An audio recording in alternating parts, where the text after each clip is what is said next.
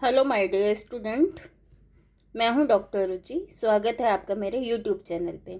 तो जैसा कि हम जानते हैं, हम टीजीटी पीजीटी के पीवाईक्यू सॉल्व कर रहे हैं। ठीक है, तो इससे पहले मैं 5 पीजीटी के क्वेश्चंस बता चुकी हूँ और हमारा टॉपिक चल रहा है इक्वेशंस एंड इन इक्वेशन। तो अभी तक हमने क्वाड्रेटिक इक्वेशन के क्वेश्चन सॉल्व किए और एक क्वेश्चन हमने इन इक्वेशन का भी सॉल्व किया था।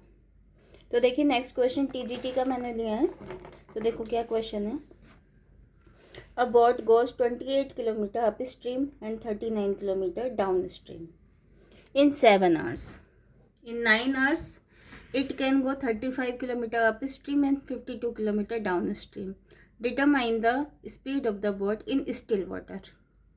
तो ऑप्शन ए है 10 kilometre per our, option B है 7 kilometre per our, option C है 3 kilometre per our, option D है 13 किलोमीटर पर आवर। तो देखो, इस टाइप के क्वेश्चन में क्या करना होता है कि मान लीजिए ये एक रिवर है और इसमें एक बोट जा रही है।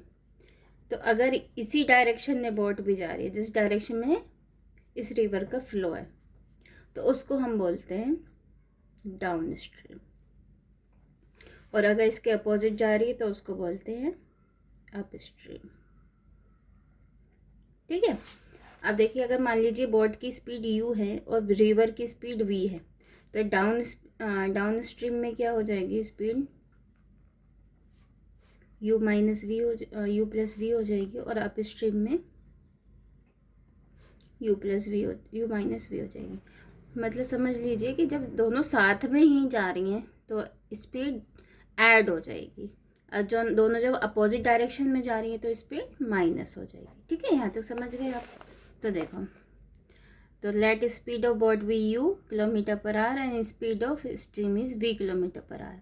Then upstream speed u minus v kilometre per hour and downstream speed is u plus v kilometre per our.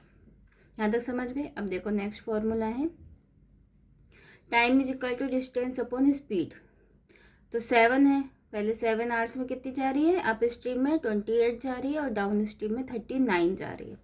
तो यहाँ से इक्वेशन बन जाएगी, डिस्टेंस 28 है और अप स्ट्रीम में है तो u माइनस वी हो जाएगा, plus 39 upon u plus we.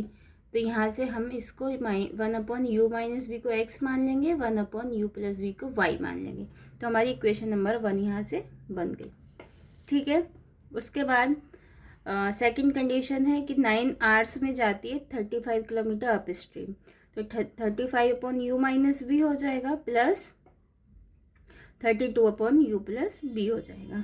ठीक है, उसके बाद देखो इक्वेशन 2 आ गई मेरे पास। 9 equal to 35x plus 52y। तो 35x plus 52y equal to 9, equation number 2। तो मुझे लगता है इक्वेशन 1 और 2 से आप सॉल्व कर सकते हैं। जिसको नहीं आता है सॉल्व करना वो देख सकते हैं। तो फर्स्ट इक्वेशन क्या है, 28x plus 39y equal to 7, equation 1 है। 35x plus 52y equal to 9, equation number 2 है। अब कैसे करते हैं इस टाइप के इक्वेशंस को सॉल्व। बड़े बड़े से नंबर हैं, टफ लग रहा होगा। 52 था ना ये, हाँ 52 है। तो अब ऐसे नंबर से मुझे मल्टीप्लाई करना है। अगर मैं वाइव को एलिमिनेट करना चाहती हूँ, इसको बोलते हैं एलिमिनेशन मेथड। इसमें क्या करना होता है कि एक वेरिएबल को एलिमिनेट कर लीजिए, दूसरे वेरिएबल की वैल्यू आपको मिल जाएगी। तो अगर मैं वाई को एलिमिनेट करना चाहती हूँ तो इनके कोफिशिएंट सेम बनाने होंगे। अब किस नंबर से मल्टीप्लाई करें, ऐसे देखने से तो समझ में नहीं आ रहा। तो मैं एक आपको शॉर्टकट बता देती हूँ। इसमें से ना कॉमन फैक्टर देख लो। जैसे 13 की टेबल में आ रहा है ना, 13 3 से 39, 13 4 से 52 होता है। तो 3 4 मुझे मिल गए कि अगर मैं 39 में 4 से मल्टीप्लाई कर दूँ और 52 में 3 से मल्टीप्लाई कर दूँ तो मुझे इक्वल नंबर मिल जाएगा। तो 1 में मुझे किससे करना होगा, 4 से करना होगा, और 2 में मुझे 3 से करना होगा। क्योंकि कॉमन फैक्टर मैंने अलग कर दिया, वो तो सेम ही है।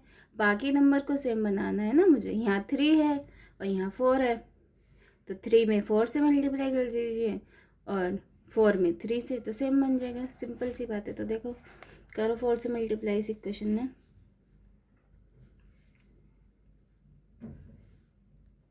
112, 4 8 जा 32, 4 2 जा 8 + 3 11, तो 112x प्लस 39 इंटू 4 कितना हो जाएगा? 9 4 जा 36, 3 बचा 3 4 जा 12 + 3 15, y इक्वल टू 7 4 जा 28। ठीक है, इक्वेशन 3 इसको लिख लीजिए। इसी तरीके से यहाँ पे मल्टीप्लाई कीजिए।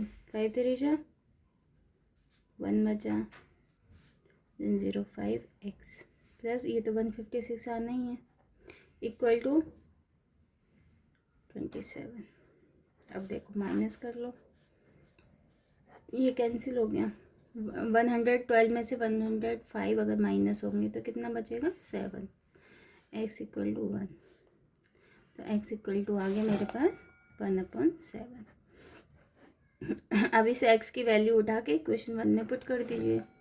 तो 28x 1/7 है, 39y इक्वल टू 7, 7 4 जा 28, तो 39y इक्वल टू कितना आ गया? 7 - 4 कि 3 आ गया।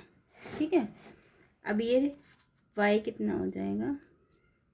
3/39, यानी कि 3 1 जा 3, 3 1 जा 3, 3 3 जा 9, 1/13 हो जाएगा। तो y की वैल्यू मुझे कितनी मिल गई? x मिल गया 1/7, y मिल गया 1/13। अब x था क्या?